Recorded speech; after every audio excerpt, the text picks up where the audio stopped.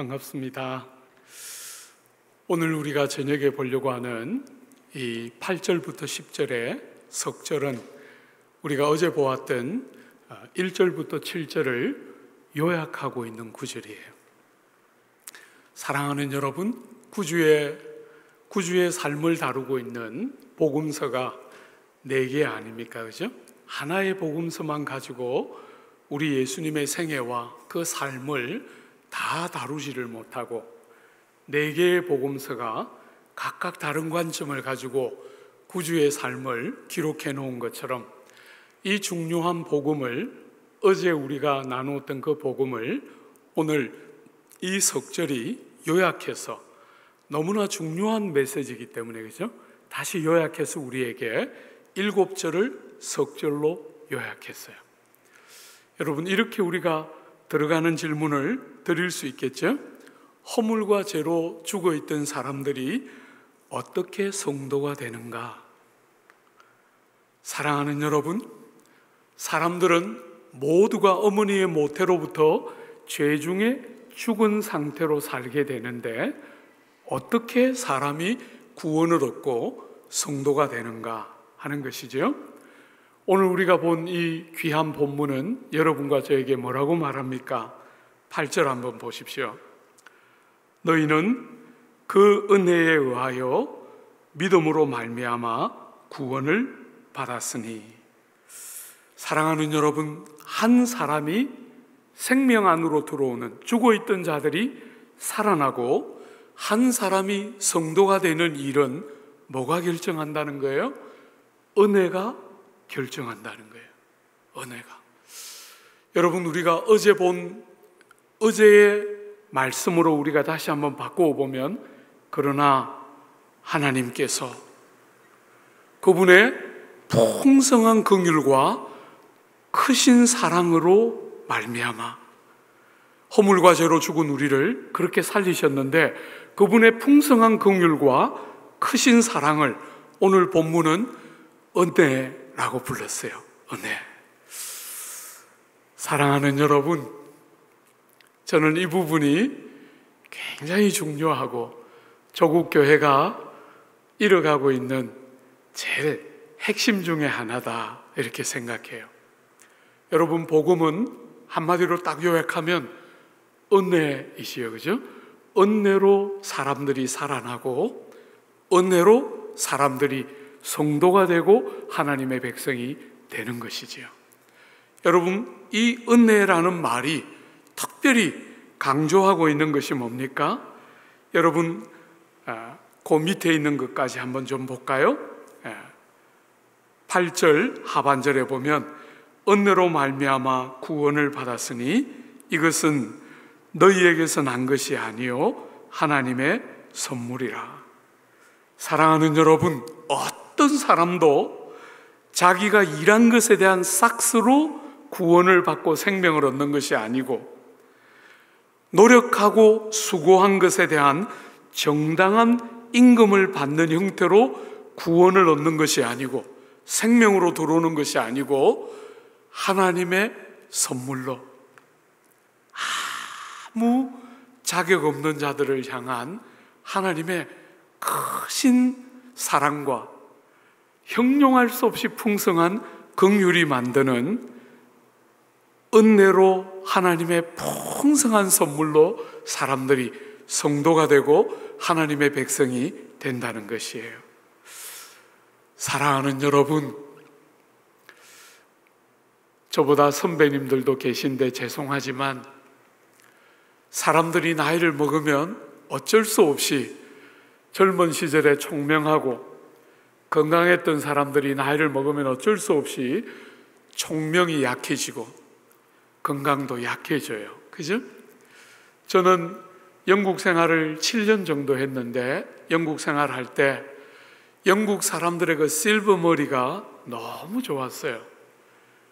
제가 한국에서 흔히 보던 이 백발과 느낌이 약간 다른 그 영국 사람들의 그 실버, 너무 그 머리가 아주 멋있어서 저도 빨리 나이 먹어서 그 실버 머리 좀 가져보는 게 꿈이었는데, 저는 머리 생기기 전에 이렇게 다 빠지고 있어요. 결국 저는 이제 그렇게 멋있는 실버 머리 못 가지고 머리가 다 빠지고 말 텐데 머리도 이렇게 빠지잖아요, 그죠? 사랑하는 여러분, 사람이 나이를 먹으면 어쩔 수 없다 하는 생각을 저 개인에게도 또 주변에 있는 사람들을 보면서 많이 해요. 그런데 여러분이 나이를 먹어가면서 어쩔 수 없이 건강도 약해지고 총명도 모자라고 하는 건 우리가 어쩔 수 없지만 은혜에 대한 감각을 잃으면 다 잃어버리는 거예요. 여러분들이 이 땅을 살아가는 동안 세월이 흐르면 흐를수록 은혜라는 말이 그저 종교적으로만 들리지 않고 어느 순간부터 더 생생하게 자격 없고 일한 것이 없고 공로가 없는 나 같은 사람에게 하나님이 그 풍성한 긍휼과 크신 사랑으로 나 같은 자에게 너무나 풍성한 선물을 거저 주셔서 생명 얻게 하시고 하나님의 백성이 되게 하시고 구원 안으로 들어오게 하시는 이 은혜에 대한 감각은 세월이 흐를수록 더 온전해지고 더 깊어지고 더 사실적이 되고 더 우리를 움직이는 힘이 되어야 하는데 여러분이 세월이 흘러가면서 은혜에 대한 감각을 잃어가면 여러분은 성도로서 모든 것을 잃는 거예요. 그건 절대로 일어나면 안 되는 것이지요. 여러분, 복음을 잘 담아서 우리에게 전해주고 있는 로마서에 보면 로마서 5장 제일 마지막 21절에 보면 한 사람이 예수를 믿어서 성도가 되기 전과 성도가 된 후의 삶을 대조적으로 비교하는 한 구절 5장 21절이 등장해요. 여러분, 그 로마서 5장 21절에 보면 한 사람이 은혜를 따라 성도가 되기 전에는 삶이 어떠했느냐 하면 여러분, 죄가 사망 안에서 왕노릇했다. 모든 사람들이 어머니의 모태로부터 죄 중에 태어났는데 죄가 사망을 통하여 왕노릇하는 삶, 이게 거듭나기 전에 사람들의 삶의 모습이에요.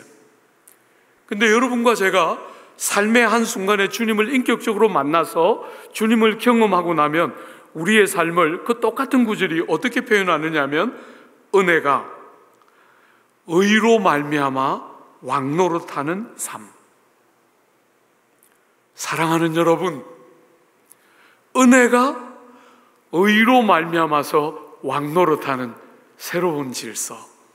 우리 예수 이 땅에 오셨을 때 하나님의 나라를 가지고 오셨지 않습니까? 그죠? 그래서 주님이 하신 첫 번째 설교가 회개하라, 하나님 나라가 가까웠다 할 때 이 땅에 제국들이 흥망성쇠를 반복하고 있는 이 땅에 하나님의 나라를 구주께서 가지고 오셨는데 하나님의 나라의 특징이 뭡니까? 은혜가 왕노릇하는 새로운 질서예요.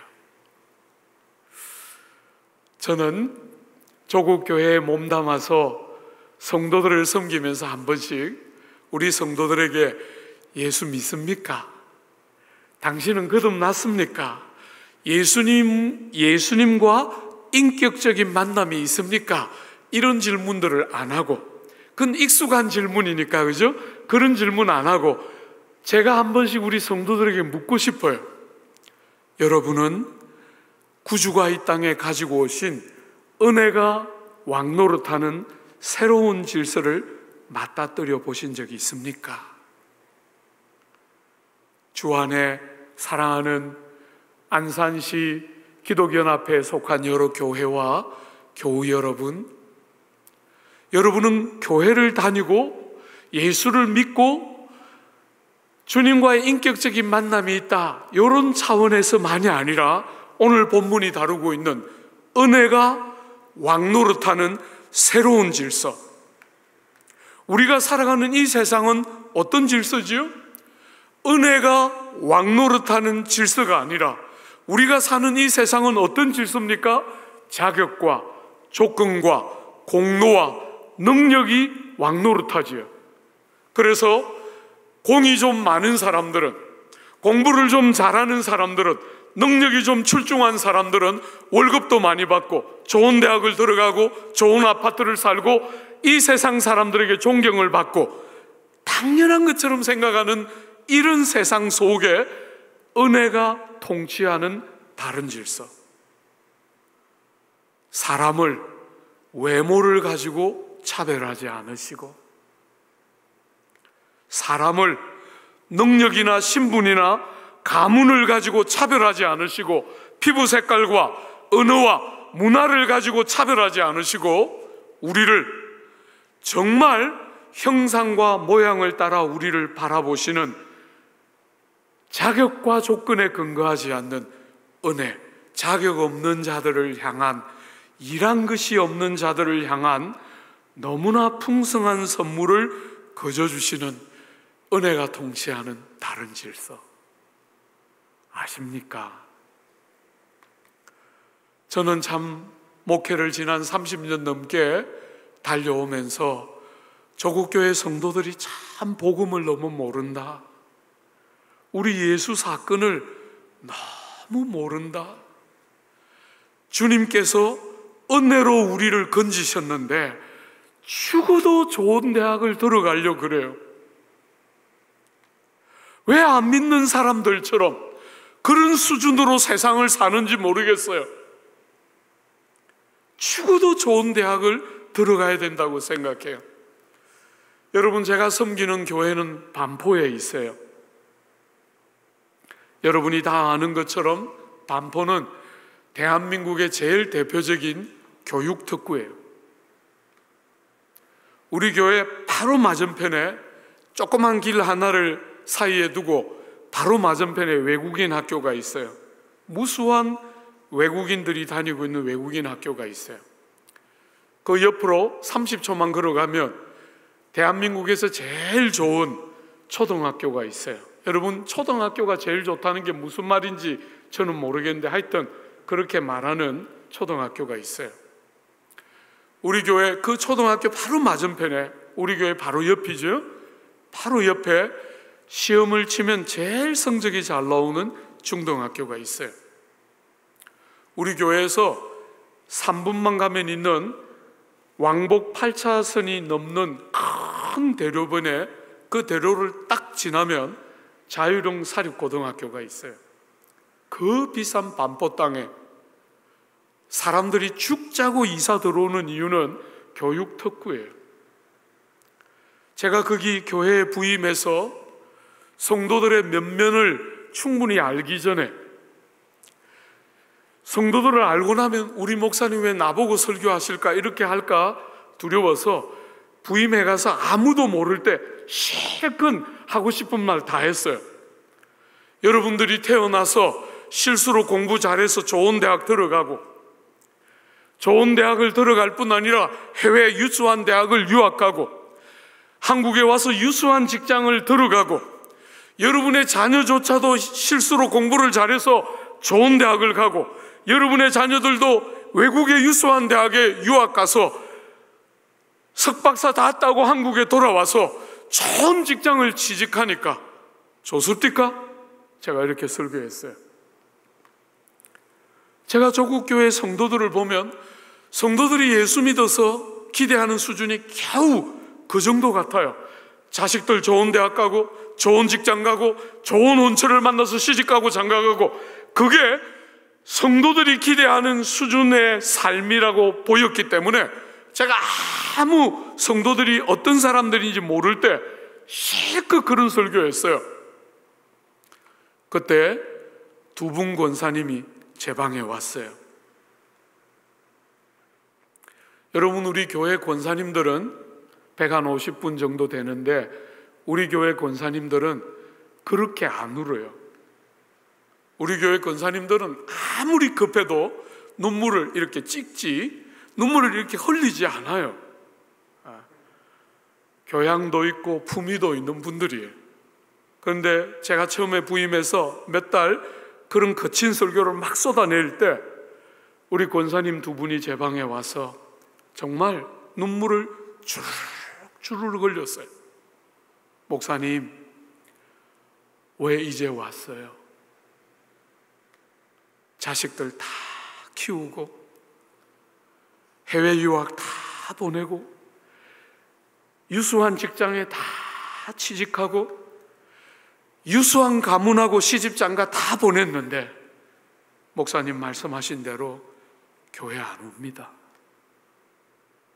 닭똥 같은 눈물을 막 주르륵 흘렸어요. 사랑하는 여러분, 저는 남서울교회로 부임해 올 때 왜 나 같은 사람이 남서울교회를 가야 되는지 저는 몰랐어요. 가고 싶지도 않았고 가야 하는 자리라고 한 번도 생각해 본 적이 없어요.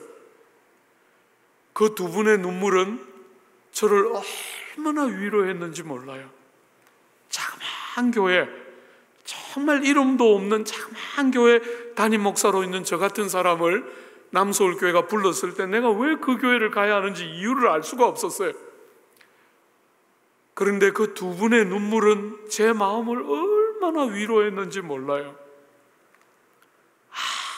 아무리 설교해도 못 알아듣는 사람들밖에 없었는데, 예수 아무리 잘 믿어도 결국 세상에서 잘 돼야 한다는 생각을 절대로 내려놓지 못하는 이 조국 교회의 풍토를 숱하게 보면서 좌절해 왔는데, 한쪽 구퉁이에서 그 말이 무슨 말인지 아는 사람이 나오고 있는 거예요.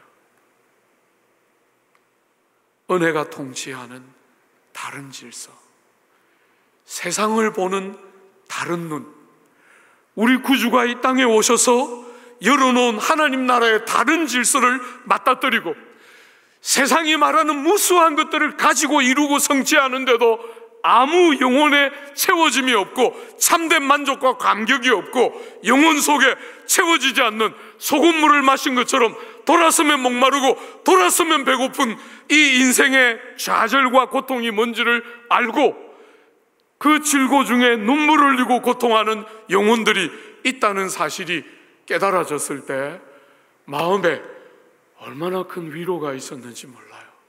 아, 이제는 싸움 같은 싸움 해볼 수 있겠구나. 그저 예수 믿고 세상에서 잘 돼야 한다는 그 끝없는 시나리오를 끝까지 포기하지 않던 이 조국 땅에 뭔가를 이제 경험적으로 아는 사람들이 나오는구나.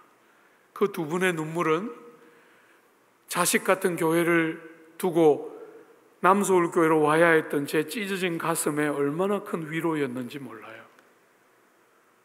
사랑하는 여러분, 주님이 가져오신 그 새로운 질서 안에서 나를 보고 사람을 보는 눈이 열려야 교회가 세상을 바르게 섬기고 교회가 세상을 바르게 뒤집겠는데 얼마나 교회가 어리석은지.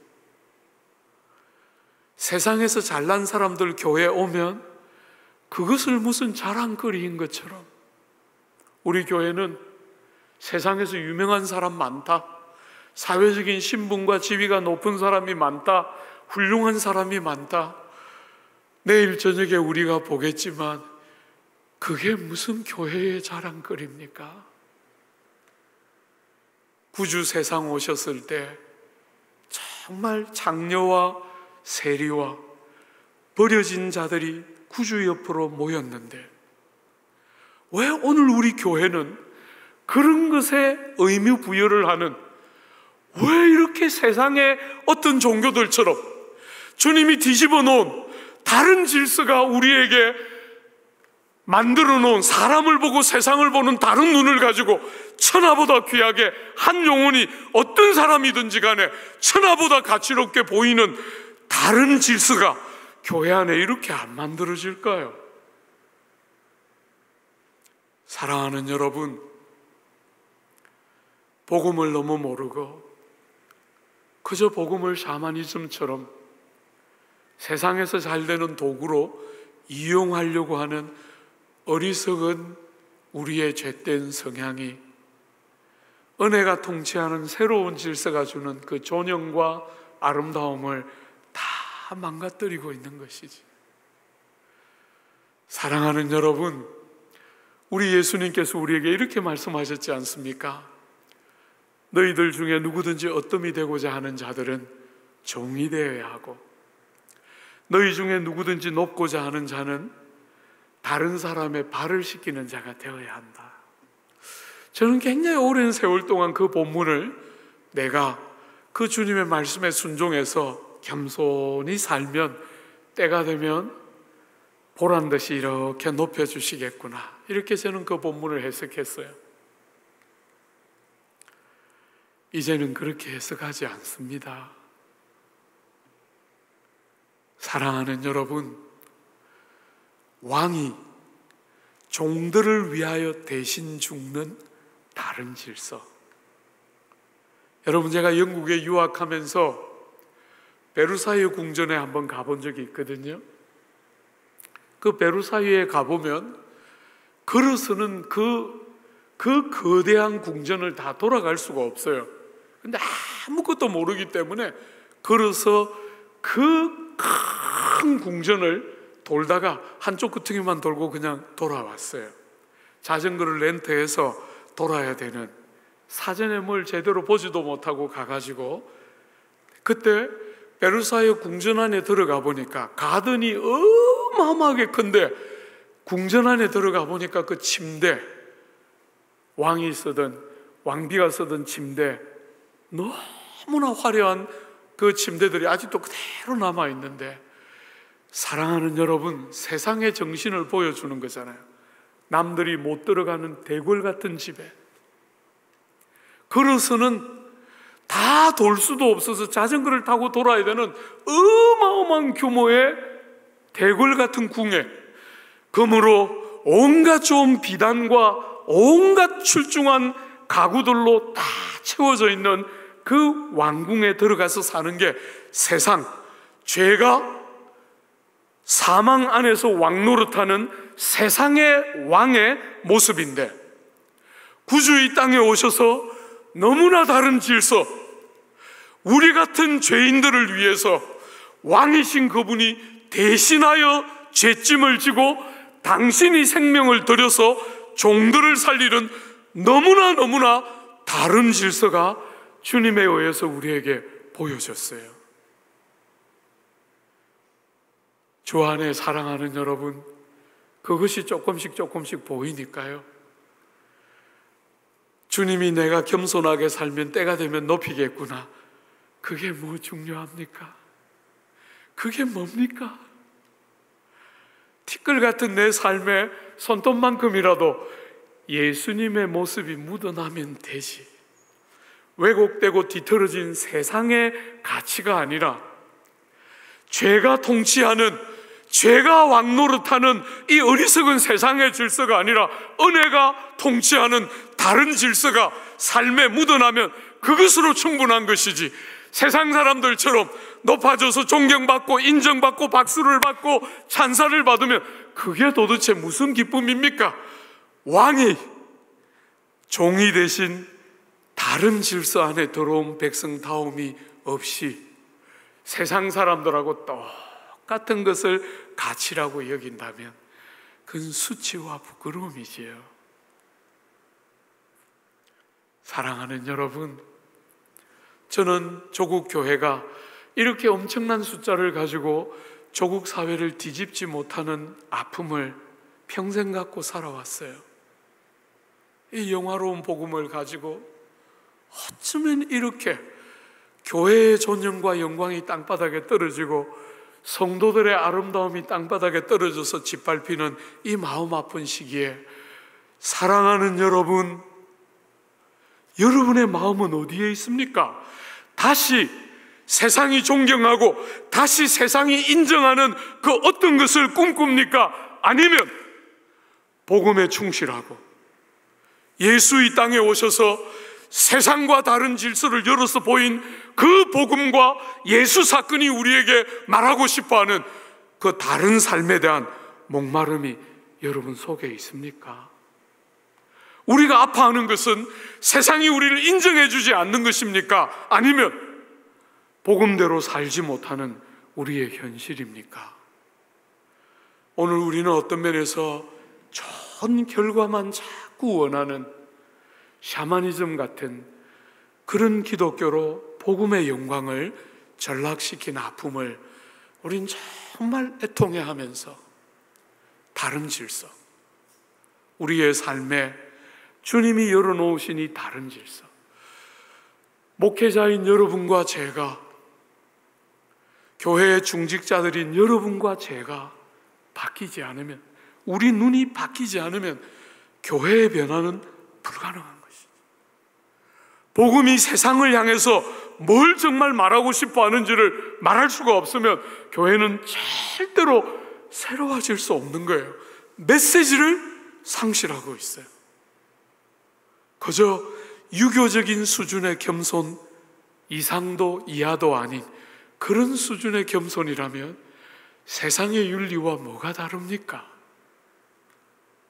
사랑하는 여러분, 다른 질서를 맞닥뜨리고 그리스도가 가져오신 그 새로운 질서를 맞닥뜨려서 나를 보는 눈과 이웃들을 보는 눈과 세상을 보는 눈이 달라지는 이런 변화가 우리의 삶 속에 있을 때 우리는 정말 세상을 바꿀 수 있지요. 우리 안에도 그런 변화가 없는데 어떻게 교회와 성도가 세상을 바꿀 수 있습니까? 우리가 하는 착한 일 몇 가지가 세상을 바꿀 수 있다면 예수님이 33세 그 짧은 생애를 살고 돌아가시는 게 얼마나 아깝습니까? 3년의 공생애는 얼마나 짧습니까? 좋은 일, 착한 일을 해서 세상을 뒤집고 바꿀 수 있다면 주님은 왜 그렇게 오래 살지 않고 일찍 돌아가실까요? 좋은 본으로 바뀌는 세상이 아니에요. 예수를 못 박아 죽인 세상에 우리는 몸담아 살고 있는 거예요. 사랑하는 여러분, 더 과격하고 더 급진적이고 더 성경이 말하는 윤리가 나와야 하는데 세상의 윤리 수준 밖에는 못 미치는 성도들을 저는 너무 많이 보게 돼요. 그저 조금 착하고 조금 정직한 정도지 새로운 질서가 뭔지를 너무 모르는, 여러분, 제가 한동안 우리 남서울 교회에서 하나님 나라에 대한 강해를 쭉 했었는데 하나님 나라는 한마디로 upside down이에요. 세상이 위에 높이 올려놓은 거 주님 나라에서는 제일 밑에 내려와 있고 주님 나라에서 제일 밑에 있는 것은 세상에서 제일 가치롭게 여기는 높여져 있어요. 여러분, 이렇게 선명한 가치의 차이가 있는데 성도들 안에 그런 가치의 차이를 분별할 줄 아는 눈이 열리지 않고 있으니까 은혜가 통치하는 다른 질서 안에서 자기를 보고 사람을 외모를 따라 취하고 학벌을 가지고 사람을 평가하고 타고 다니는 자동차를 가지고 사람을 평가하고 들어가서 사는 아파트의 평수와 이름을 가지고 사람들의 가치를 평가하는 이 패역하고 이 너무너무 마음 아픈 조국 땅에 그런 거 하나 제대로 바꿔놓을 줄 모르는, 그게 얼마나 미련하고 어리석은 기준인지 하나도 바꿀 줄 모르는 그런 교회가 어떻게 세상을 바꿀 수 있겠어요? 사랑하는 여러분, 은혜가 통치하는 새로운 질서에 서서 어제 정연에게도 여러분들에게 말했지만 세상이 가치롭다, 세상이 중요하다라고 말하던 것이 아닌 것을 알고 생명과 사람이 얼마나 보배 같은지, 세상이 다 포기하고 저건 있으나 없으나 하다고 여기는 사람들이 하나 교회 올 때 보배같이 보석같이. 여러분, 제가 우리 교회에서 제일 좋아하는 기관은 은혜부라는 기관이에요. 아이들 한 겨우 20명 남짓밖에 안 되는 조그만 부서인데 교사가 약 50명 정도 되는, 아이들 하나에 교사가 둘 붙어 있는 기관이에요. 신체와 정서가 복합적으로 장애를 가지고 있는 아이들인데 제가 그 기관을 좋아하는 이유는 처음에 딱 부임해 오니까 그 기관에 오는 대부분의 자녀들이 우리 교우들의 자녀가 아니에요. 우리 교우들은 사회적인 신분도 있고 지위도 있고 공부도 어지간히 좀 했던 교우들이 있기 때문에 내 자녀가, 내 동생이 그런 장애가 있다는 걸 부끄러워서 말 못해요. 안 데려옵니다. 10년이 지났는데 저의 제일 큰 기쁨은 요즘은 자기 동생들을 데려와요. 자기 자식들을 은혜부에 데려옵니다. 그게 왜 부끄러운 제목이 돼야 합니까? 장애를 가지고 태어난 게 실패하지 않으시는 하나님이 무슨 실수를 했다고 믿기 때문에 부끄러워하는 겁니까? 사랑하는 여러분, 구주가 가져오신 새로운 시대에 은혜가 통치하는 다른 질서를 알지 못하는 세상처럼 장애를 천형을 받은 것처럼 장애를 무슨 실패한 것처럼 그렇게 여기는 세상의 수준으로 너무나 많은 성도들조차도 그렇게 생각하면 그 사람들 어디에 갑니까? 너무너무 마음 아파요. 주 안에 사랑하는 여러분, 건강한 사람, 출중한 사람들이 교회에 오는 것이 교회라면 우리 주님 말씀하셨잖아요.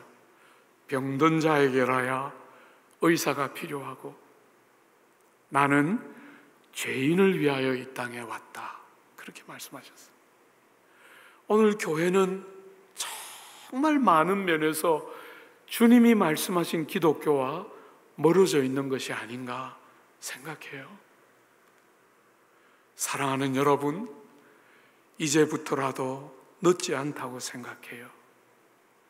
이제부터라도 주님이 말씀하신 이 다른 질서로 나를 보고 사람을 보는. 두 번째로 주님이 주신 이 귀한 구원을 은혜가 만든 새로운 질서라고 우리가 말했다면, 두 번째는 은혜로 말미암아 일한 것이 아니고 수고한 것에 대한 삭시 아니기 때문에 너무나 당연히 뭐가 표시로 나타나겠습니까? 9절 한번 보십시오. 행위에서 난 것이 아니니 이는 누구든지 자랑하지 못하게 함이라. 사랑하는 여러분, 여러분이 복음을 잘 아는가? 여러분이 성경이 말하는 기독교인으로 거듭난 사람이 맞는가 하는 것을 보려면 뭘 보면 됩니까? 자랑을 하고 있는가 아닌가 하는 것을 보면 된다는 거예요.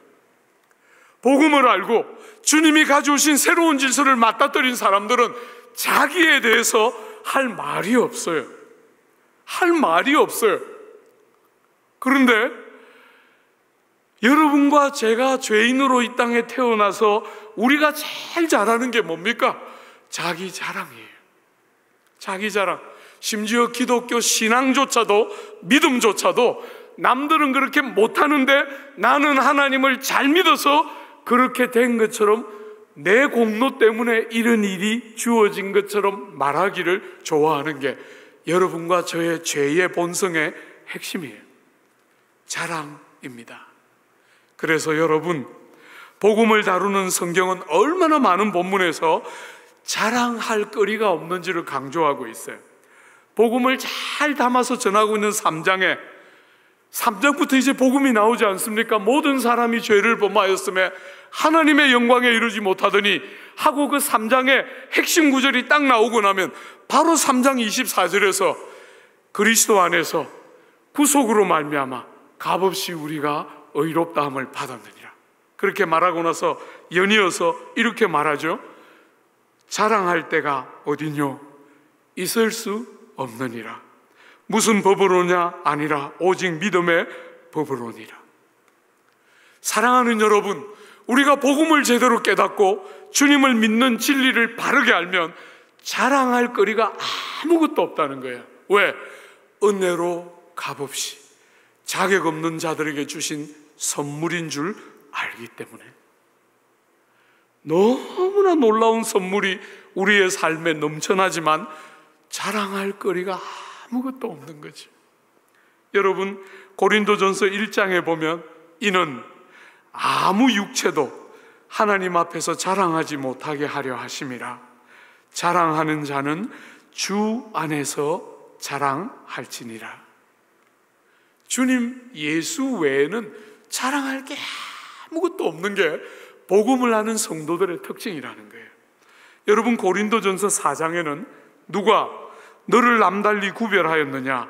내게 있는 것 중에 받지 아니한 것이 무엇이냐? 내가 받았은즉 어찌하여 받지 아니한 것 같이 자랑하느냐?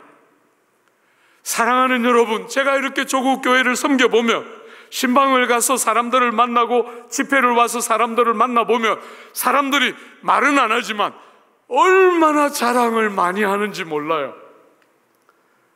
어떤 집사님, 제가 이렇게 집회 가는데 별난 집사님이 한 분은 찾아와요. 목사님, 저는 목사님 딱 보니까 딱 제 스타일이에요. 하나님이 주신 은혜 책 한 권으로 못 써요. 세 권은 있어야 쓸 만큼 은혜 많이 받았어요 하는데, 은혜에 대한 간증은 무수한데 자아가 하나도 다루어지지 않았어요. 자아가, 자기에 대한 확신, 자기에 대한 자랑이 너무 많은 사람들을 저는 무수하게 만나게 돼요. 신앙의 중추가 무너져 있는 것이죠. 체험은 많은데 그 체험이 자기를 자랑하고 자기를 기뻐하는 세상 수준의 종교와 다를 바가 없는, 기독교가 가지는 은혜가 통치하는 다른 질서가 만드는 우리를 향하여 자랑할 거리가 아무것도 없게 하는 그 너무너무 상상할 수 없는 복음이 만드는 유니크함, 복음만이 사람들 속에 만들어내는 독특하고 고유한 특성들이 너무너무 묻어나지 않고, 은혜는 많이 받았다 하는데 자아는 하나도 안 물러져 있는 그런 사람들을 저는 조국 교회에서 너무나 많이 봐요. 그래서 어느 교회 가서 집회할 때 별난 사람들이 오면 가능하면 제가 안 만나요. 가능하면 안 만나요. 사랑하는 여러분, 그렇게 간증해놓고 돌아가서 나쁜 짓 안 하는 사람 제가 거의 본 적 없어요. 거의 본 적 없어요. 안 바뀌어요. 간증은 실컷 하는데 안 바뀌어요. 지금 이 중추가 무너져 있기 때문이죠. 복음이 우리로 하여금 자랑할 거리가 없게 만드는 이 놀라운 복음의 은혜의 통치를 모르기 때문에 세상 수준으로 자꾸 자기를 평가하고 자기 집안을 평가하는 거예요. 우리 자식들, 여러분, 저도 이제 나이를 이만큼 먹으니까 친구들이 틈만 나면 모여서 손주, 손녀 자랑해요. 여러분 부탁합니다. 제발 그러지 마요. 아무도 관심 없어요. 여러분의 손주, 손녀 누가 관심을 갖습니까? 쓸데없는 이야기 좀 멈춰요, 제발. 왜 그런 쓸데없는 이야기 해요? 그런 거 좀 세상 사람들 수준으로 살지 말고, 여러분을 딱 볼 때 세상 사람들이 다른 느낌이 딱 들도록, 저 사람은 다른 것 같아. 내가 뭐라고 말할 수는 없지만 저 사람은 달라. 이런 게 좀 있어야 할 거 아니에요. 사랑하는 여러분, 갈라디아서 6장에 보면 복음을 대적하는 그 어리석은 사람들을 향해서 바울이 이렇게 말하죠. 그들이 너희의 육체로 자랑하게 하기 위함이라.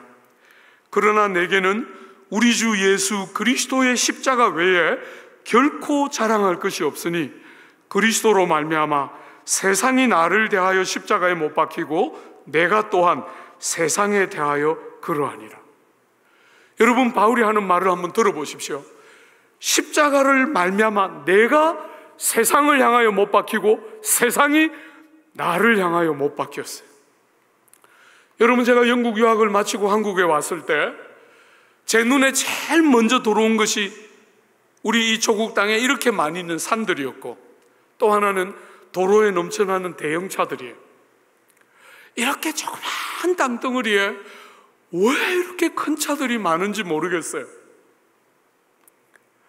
사람들이 차를 가지고 이동 수단으로만 쓰지를 않고 차를 가지고 뭔가를 자꾸 과시하고 싶어 하기 때문에 이 조그만 땅덩어리에 너무 지나치게 큰 차들이 많아요. 여러분, 제가 영국에 있을 때 너무 놀라웠던 것은 영국 사람들은 차가 조국 대한민국처럼 그렇게 크지 않아요. 여러분, 제가 1.6cc짜리 폭스홀이라는 차를 탔는데 영국에 있을 때 제 차보다 큰 차 많지 않았어요. 한국 오니까 대부분의 차들이 제 차보다 커요. 왜 그렇게 사는지 모르겠어요. 왜 그렇게 사는? 뭘 그렇게 자랑하고 싶어요? 뭘 그렇게 보여주고 싶어요? 그런 건 세상 사람들이 하는 거잖아요. 아무 믿을 것도 없는 사람들이 하는 그걸 왜 흉내내요? 여러분은 죽어도 천국이 우리에게 있고 주님이 우리 같은 정말 허망한 자들을 위해서 그 귀한 보혈을 흘린 새 생명의 영광이 있는데 왜 그런 것으로 여러분이 여러분을 드러내고 싶어 해요? 사랑하는 여러분, 사도 바울은 빌립보 3장에서 그가 예수 믿기 전과 그가 예수 믿고 난 이유를 아주 선명하게 대조했어요. 그가 예수 믿기 전에는 족보를 자랑했어요. 베냐민 지파에 속한 것을 자랑했어요. 그가 바리새인이라는 것은 큰特권이었어요. 가말리엘 문화에서, 여러분 유대교의 율법학자 중에 가말리엘과 힐렐은 이스라엘의 가장 중요한 두 학파를 형성한 최고의 스승 중에 하나인데 가말리엘 밑에서 배웠어요. 그런 거 예수 믿기 전에는 다 자랑하고 살았어요. 그런데 주님을 딱 만나고 나니까 바울이 뭐라고 이야기했어요? 나에게 자랑거리가 되고 기쁨이 되던 그 모든 것을 해로 여김은, 배설물로 여김은 예수를 아는 지식이 가장 고상함을 인함이라. 여러분, 그게 도움이 안 되는 정도가 아니라 해코지가 되고, 해코지 정도가 아니라 배설물 같아서 가까이 두고도 싶지 않은 바울의 그 마음이 뭔지 느껴지십니까? 여러분, 제 이름이 화종부 아닙니까? 화종부. 화씨 봤어요? 화씨. 한문 좀 하시는 어른들이 제가 한 번씩 집회를 가면 물어봐요. 어디 화씨입니까? 본이 어딥니까? 이렇게 묻습니다. 그럼 제가 늘 대답합니다. 저는 아브라함 화씨예요. 말할 게 별로 없어요. 겨우 한 10,000명 정도 될까요? 대한민국 땅에. 작은 가문으로도 자랑할 게 아무것도 없고 그저 본이 어딘지 물으면 말할 수도 없어요. 아브라함 화씨입니다. 그 외에는 할 말이 없어요. 주 안에 사랑하는 여러분, 예수 믿는 사람들이, 바울이 그렇게 자랑하고 좋아했던 것들이 배설물처럼 해코지 않은 것처럼 여겨졌다고 말하는데 여러분은 어떻습니까? 여러분이 성경에 보면 사도 바울이 자기와 누군가를 비교하고 있는 본문, 제가 짧은 지식으로 본문을 연구해 왔지만 13권의 바울의 서신 중에 제가 찾은 데는 한 3군데 정도 있어요.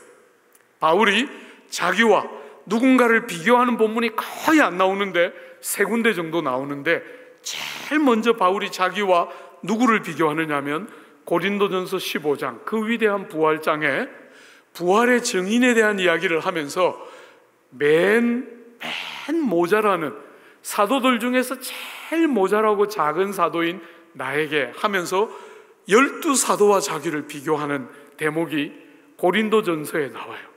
여러분이 아시는 것처럼 고린도전서는 상대적으로 초창기 서신이잖아요.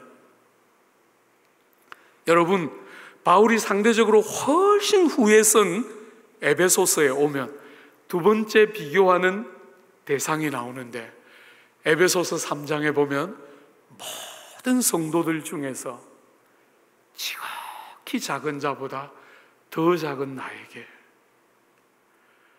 사랑하는 여러분, 세월이 상당한 세월이 흘렀는데 바울이 사도들과 자기를 비교하고 있던 사도가 10수년이 흐른 다음에 썼던 에베소서에는 나와 성도들 중에서 지극히 작은 자보다 더 작은 나에게 하고 성도들 중에 제일 못한 성도와 자기를 비교하고 있어요. 그리고 제일 마지막에 그의 생애 제일 마지막에 쓴 서신이 디모데후서 아닙니까? 디모데후서를 쓰기 바로 직전에 디모데전서 1장에 보면 바울이 이젠 더 이상 생애 말미에 죽기 직전에 썼던 그 서신에 와서는 누군가와 자기를 비교하지 않고 이 복음의 영광들을 기뻐하면서 찬송하리로다. 우리 구주 죄인들을 위하여 이 땅에 오셨도다. 나는 죄인의 괴수로다. 여러분, 영어 성경은 그 본문을 어떻게 번역했냐면 I'm the worst. 누군가와 더 이상 비교하지 않고 I'm the worst, 최상급을 써서 나는 제일 악한 자입니다. 주 안에 사랑하는 안산시 귀한 성도 여러분, 여러분이 믿는 기독교, 바울이 고백하고 있는 기독교하고 같습니까? 다릅니까? 바울은 세월이 흘러가면 흘러갈수록 자기를 누군가와 비교하는 대상이 점점 더 못한 사람하고 비교하고 있는데 여러분은 어떻게 살고 있습니까? 어떤 사람들은 바울의 그런 모습을 보면서 바울은 참 겸손했다 이렇게 말하지만 저는 절대로 겸손이라는 표현 쓰지 않아요. 왜? 오늘 우리 사회에서 겸손이라는 것은 나는 나를 스스로 부족한 것처럼 말하고 다른 사람들은 우리 목사님 그렇게 부족하지 않아요. 우리 성도님 그렇게 부족하지 않아요. 훌륭한 분이에요. 이런 자의적인 겸손을 자꾸 겸손이라고 생각하기 때문에 유교가 말하는 그런 수준의 겸손을 금방 떠올리기 때문에 저는 바울이 겸손했다 절대로 그렇게 말하지 않아요. 저는 바울이 정말 자신을 그렇게 봤다고 생각해요. 주님처럼. 사랑하는 여러분, 이게 기독교가 데려가는 지점이에요. 복음의 구원이 우리를 데려가는 지점은 세상을 호령하는 대장이 되는 자리에 데려가는 것이 아니라 남의 발을 씻기고 종이 되어서 남들을 다 임금되고 싶어하는 이 세상에 종이 되어서 다른 사람을 섬기고 세상이 볼 때 영향력 없는 것 같지만 우리 예수 십자가에 달려 돌아가실 때 모든 사람들이 조롱하고 제자들조차 다 버리고 도망갔지만 세상을 뒤집는 힘은 십자가에서 온 거잖아요. 사랑하는 여러분, 높은 신분을 가지고 세상을 바꾸면 바꾸어질 것 같지만 안 바뀝니다. 안 바뀝니다. 사랑하는 여러분, 복음 외에는 사람을 진실하게 바꿀 수 있는 것이 없어요. 저는 오늘 조국 교회가 이렇게 사람을 바꾸지 못하는 이유는 복음에 충실하지 않기 때문이다. 여러분이 한번 생각해 보십시오. 강단에서 예수와 예수 사건에 능수능란한 사람이 얼마나 됩니까? 예수와 예수 사건에 능수능란한 목사 하면 저는 자꾸 하신 오카논 목사님 정도밖에 머리에 안 떠올라요. 너무나 무수한 설교자들이 있지만 예수와 예수 사건에 능수능란한 사람들을 만나기가 이렇게 어려운 시대에 여러분들이 꿈꾸는 교회는 어떤 교회입니까? 주님의 사건으로, 주님의 이름으로 가득 차고 주님을 즐거워하고 주님을 사랑하고 사람이 높아지는 게 아니라 내가 높아지는 것이 아니라 주님이 높여지는 그런 교회다운 교회가 나와야 우리는 이렇게 영광을 짓밟히고 있는 이 아름다움을 짓밟히고 있는 마음 아픈 시대에 우리가 가야 할 지점이 그곳인데 우리는 혹시나 욕 듣는 것만 지금 면하기를 원하는, 그래서 전혀 진실한 변화는 없이 여론만 회복되기를 원하는 그런 어리석은 자리 혹시 있지 않습니까? 우리가 진정으로 새로워지는 일이 있어야 교회가 열방을 향해 복음을 전하는, 선교하는 교회로 세워지는 영광을 누리게 될 거라고 저는 믿어요.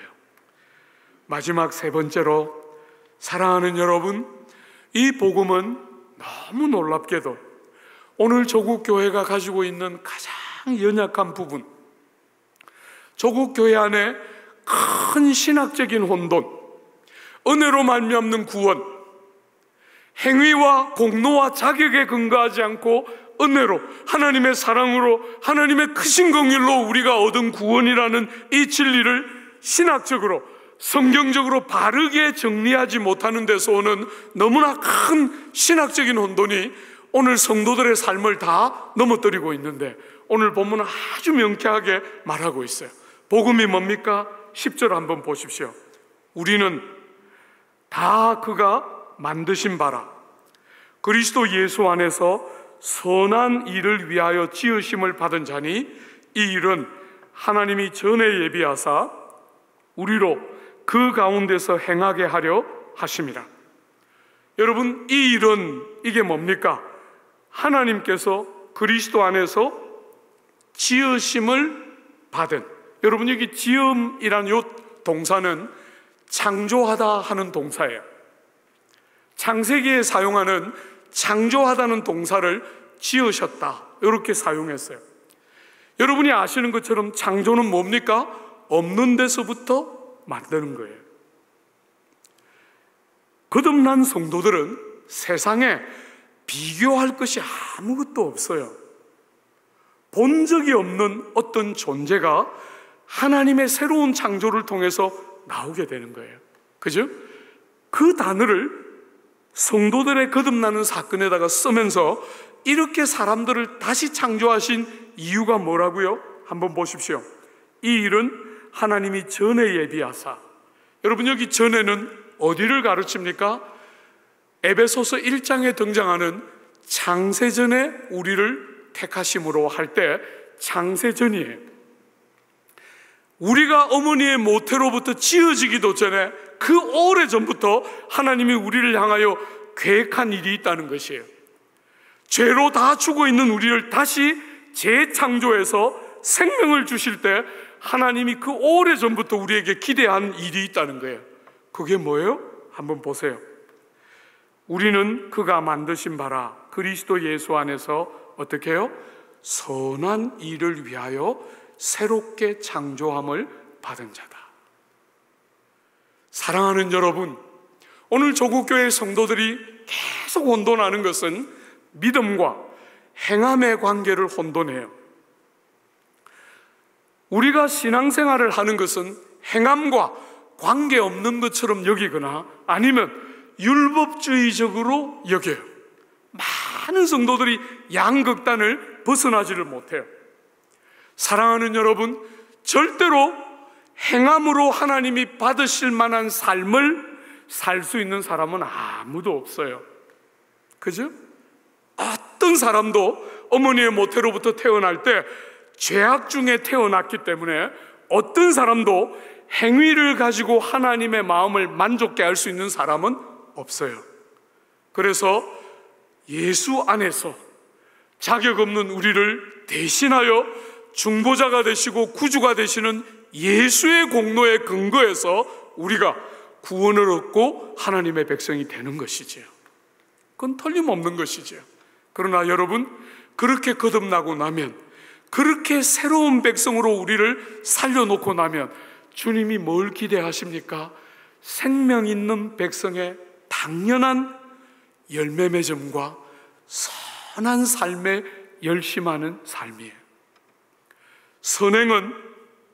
선행으로 천국 갈 자는 아무도 없지만, 구원의 조건으로서 선행은 절대로 합당한 것이 아니지만, 구원을 받은 모든 진실한 백성들에게 나타나는 너무나 중요한 열매요 결과는 선행이에요. 조국 교회는 이 일에 너무너무 실패하고 삶이 어떻게 되든지 간에 구원받는다고 자꾸 가르쳐요. 여러분, 절대로 성경은 그렇게 말하지 않아요. 행함이 없는 믿음은 죽은 것이고 그것은 마귀 수준의 믿음이에요. 믿는다고 말하는 것이 중요한 게 아니에요. 정말 믿어서 거듭나면 생명 있는 자의 표시인 열매가 있어야 하는 거잖아요. 열매는 선행으로 나타나야 되는 것이에요.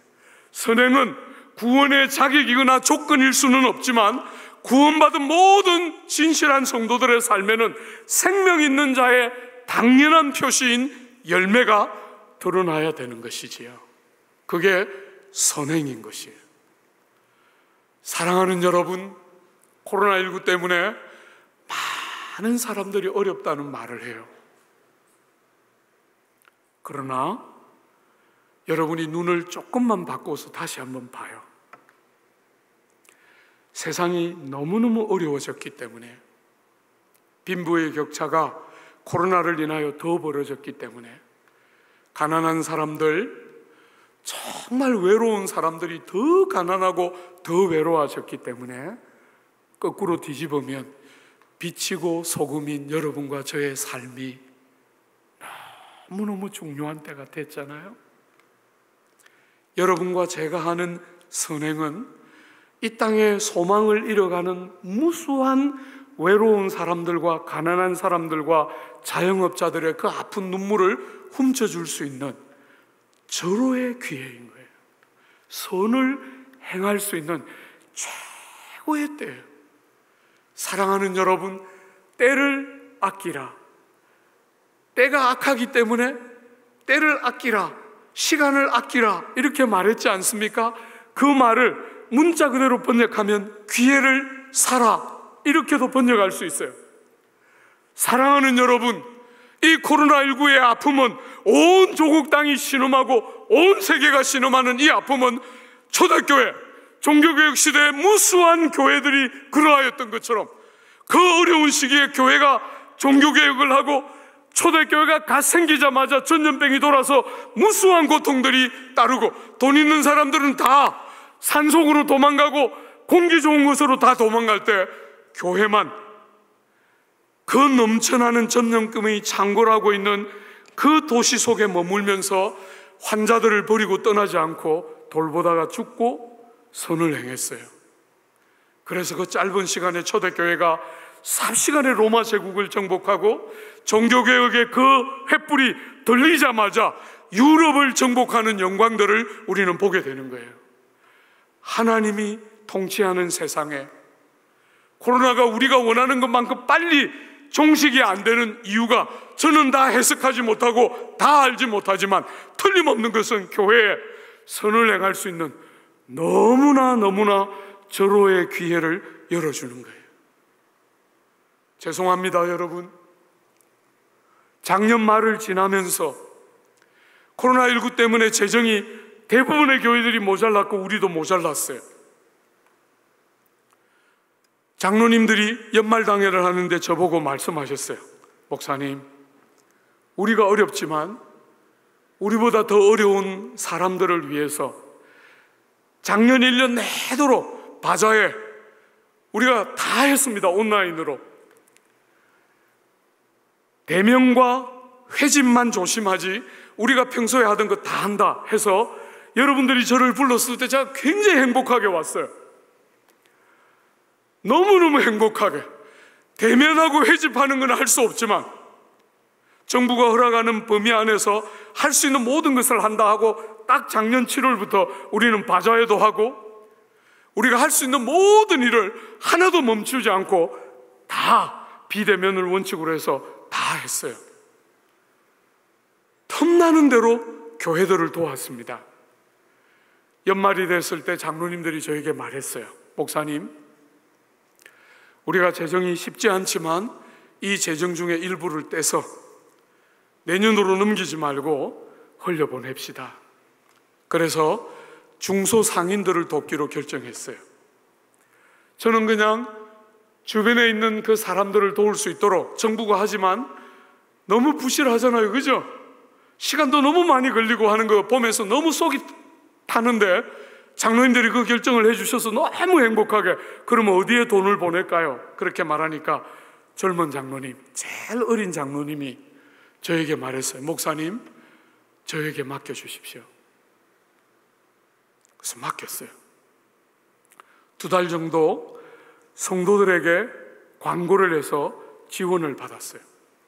여러분, 우리 교우들은 안에 있는 구제연금으로 지원을 하기 때문에 우리 교우들은 다 빼고 교우들이 이웃들을 다 살펴서 이웃 중에 어려운 사람들이 있는지, 교회 안 다녀도 되니까, 다른 교회 다녀도 되니까 누구든지 명단을 쫙 뽑아서 추천하는 사람들을 등록되어 있는, 뭐라 그럽니까? 영세 사업자로 등록되어 있는 사람들을 중심으로 약 100명 남짓 되는 명단들을 우리가 받아서 바로 우리가 집행을 해줬어요. 그 젊은 장로님이 저에게 이 보고를 하면서, 당회 앞에 보고를 하면서, 목사님, 제가 이 일을 해보니까 지혜가 생겼는데 한 번 더 해야 되겠습니다. 재정을 좀 주십시오 해서 한 번 더 했어요. 여러분, 한 번 더 했는데 이분이 등록되어 있는 사업 허가를 받아 등록되어 있는 사람들만 주다 보니까 등록되지 않은 사람들도 정말 필요한 사람들이 있다는 것을 아신 거예요. 그래서 등록 안 된 사람들도 한 번 더 받아서 120명 가까운 사람들에게 한 번 더 1차보다는 조금 작은 액수를 도왔어요. 사랑하는 여러분, 제가 그 장로님에게 3번째로 다시 부탁했어요. 청년들에게 돈 좀 주자. 우리 청년들 중에 찬양 사역자들, 드라마나 연극 같은 거 하는 친구들 너무너무 어려워서 다 그냥 막노동판에 내몰리고 있는데 저 아이들 돈 좀 주자. 3번째 또 하려고 그래요. 그리고 그거 마치면 또 허락되는 만큼 하려고 그래요. 사랑하는 여러분, 다 어려운 시기지만 우리의 허리띠를 할 수만 있으면 졸라매고 이웃들을 돌보고 선을 행하고 그들의 필요를 공급하고 우리가 가능할 때 하는 것도 선이지만 우리에게도 필요하지만 사랑하는 이웃들에게 흘려서 나눌 수 있다면 더 큰 기쁨이겠지요. 사랑하는 여러분, 보응을 기대하지 않고 이웃들의 필요를 사랑으로 섬기고 하나님 앞에서 주님이 우리에게 가르치신 그대로 누군가를 그런 마음으로 대하며 선을 행하고 사랑을 행하는, 그것이 주님이 우리를 은혜 안에서 구원해서 자랑할 거리가 없도록 하시면서 우리에게 기대하는, 선행을 하고 세상처럼 나팔을 불고 저작거리에 서서 선행을 하고, 때로는 나는 아무 말을 안 하는데 누가 와서 목사님, 이 사람이 외부로 보일 때는 이렇게 보여도요 정말 훌륭하고 놀라운 사람이에요.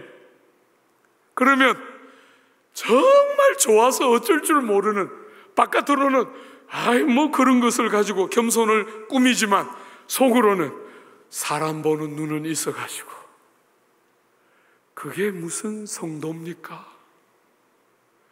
우리가 원하는 선이 그런 것이라면 주님이 돌아가셔서 우리를 새롭게 만들 이유가 뭐겠어요? 그런 것이 아닌 주님이 우리에게 보여주셨던 바로 그 선, 우리를 위하여 당신의 목숨도 아낌없이 내주셨던 그 구주를 만난 백성 같은 선을 이 땅을 살아가는 동안 열심을 다해서 행하는, 그래서 이렇게 아플 때 소망이 되고 영혼들을 살리고 사람의 내면을 만져서 위로가 뭔지를 알게 하는, 여러분, 제가 조국 사회의 미련함을 저는 늘 보고 있어요. 조국 사회는 무슨 일만 있으면 정부가 뭐 하는지 정부 보고 자꾸 하라고 이야기해요. 여러분, 저는 영국에서 정부가 하는 사회에서 보고 왔어요. 정부가 정말 복지를 위해서 애쓰고 정부가 많은 돈을 들여서 국민들의 세금을 걷어서 그 세금 가지고 국민들의 복지를 향상시켜 갈 때 어떤 일이 일어나는지 저는 봤어요. 아무도 감격하지 않아요. 그들의 노동에 대한 사모하는 변화된 마음을 아무것도 일으키지 못해요. 여러분이 하고 제가 하고 교회가 해야만 진짜 사람이 사는 선행이 가능한 거예요. 국가가 하는 복지는 대안이 아닙니다. 저는 영국에 살다 왔잖아요. 그 어둡고 그 짓눌려 있는 사회를 저는 보고 왔어요. 그게 어떻게 우리의 대안이 될 수 있습니까? 교회가 살아서, 여러분과 제가 살아서 꿈틀거리면서 영혼들을 만지고 사람을 돕고 영혼들의 필요를 공급하기 시작할 때 사람이 변화되고 사회가 평등하고 정말 고르게 더불어 사는 복됨을 누리는 길은 여러분과 제가 선을 행하는 것이지 정부가 하면 영국처럼 아무 대안이 되지 않아요.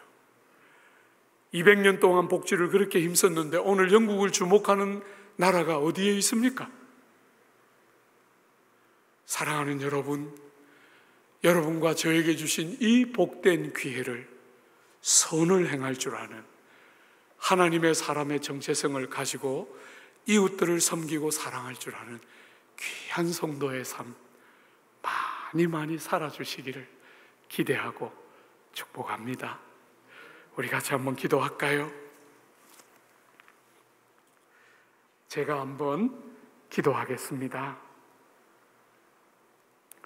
은혜로우신 하나님, 티끌 같은, 먼지 같은, 수에 칠 가치도 없는 우리 같은 것들을 위하여 아들 하나님 십자가에 달아 죽이시고 우리를 다시 살리신 주의 은택과 영광에 감사와 영광을 돌려드립니다. 주님, 복음 진리가 우리의 삶과 우리의 행실 안에 묻어나도록 우리 위하여 돌아가신 우리의 왕 예수의 모습이 우리의 삶에 묻어나도록 우리가 예수가 여러분을 위하여 돌아가셨습니다, 그렇게만 말하지 않고 우리의 삶의 방식이 그들을 위하여 예수가 돌아가셨음을 분명하게 알 수 있도록 그렇게 세상을 섬기고 사람을 살려내고 복음으로 참으로 사람들이 변화되는 복음의 부요와 영광을 드러내는 복된 안산시에 속한 귀한 성도들과 교회들 다 되도록 복비로 주시고 조국 교회를 불쌍히 여겨주셔서 주님의 복음 진리의 영광스러움들이 묻어나는 귀한 교회들 다 되도록 함께하여 주옵소서. 예수님 이름으로 기도드립니다. 아멘.